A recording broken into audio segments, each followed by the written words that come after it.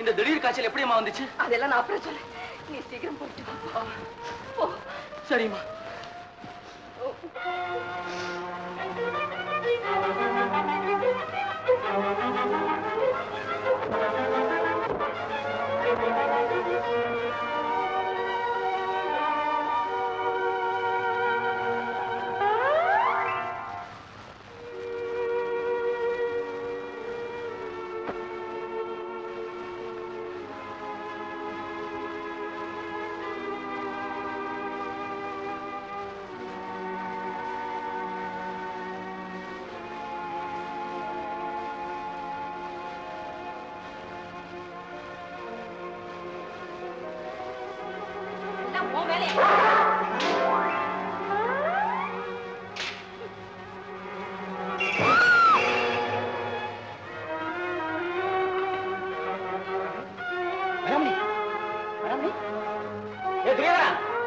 எங்க போயிட்டான்?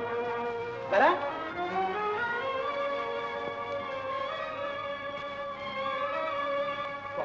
காலை தோலை முடிச்சு போடலாம்.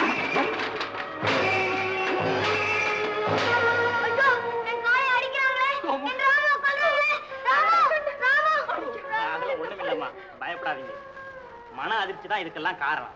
எப்படியாவது அந்த காளையை கொண்டாந்து பையன் கண்ணுல காட்டிட்டா இந்த காய்ச்செல்லாம் பறந்தே போயிடும். எதுக்கும் இந்த கஸ்தூரி மருந்தை கொடுத்து வைங்க. நான் வர்றேம்மா. வைத்தியர் சொன்னதை கேட்டியாமா? காளையை அனுப்ப உனக்கு எப்படியம்மா மனசு வந்தது? ஏமா பேசாம இருக்கிற? இப்பவே போறேன், கையோட காளையை கொண்டு வர்றேன். மாணிக்கம், உன் கோபக்கார அப்பா கிட்ட உன் முரட்டுத்தனத்தை காட்டி காளையை கொண்டு வர முடியாது. முதல்ல நீ பொறுமை பொறுமைன்னு எல்லாமே போயிட்டுதம்மா.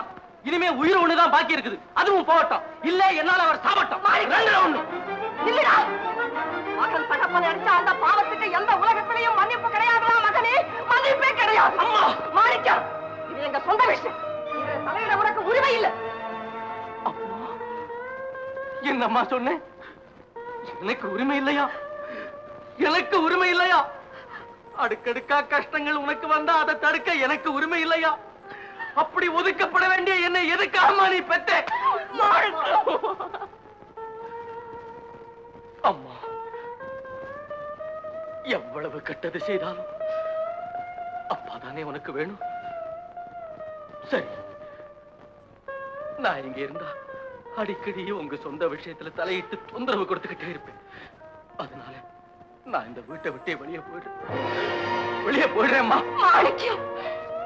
10 மாசம் என் வயித்துல வளர்ந்த முத்தே, முதல்ல என்ன பாடையில வச்சுட்டு அப்புறம் நீ எங்க வேணும்னாலும் போ. அம்மா, அம்மா, தம்பி சொல்றதுதாம்மா நியாயம்.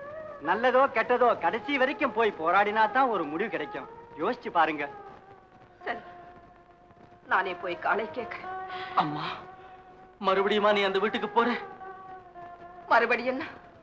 உங்க அப்பா மனசு திருந்து இங்க வர்ற வரையில இந்த பாவி அந்த வீட்டுக்கு போய் தானே ஆகணும். அம்மா, மாணிக்கம், பயப்படாத, நாங்க இருக்கோம். அம்மா, நீங்க முதல்ல உள்ள போய் கேளுங்க, நாங்க வந்து வெளியே நிக்கிறோம். தம்பி, சோமு பத்திரமா பாத்துக்க. ஆகட்டும். இத வந்துட்டேன்.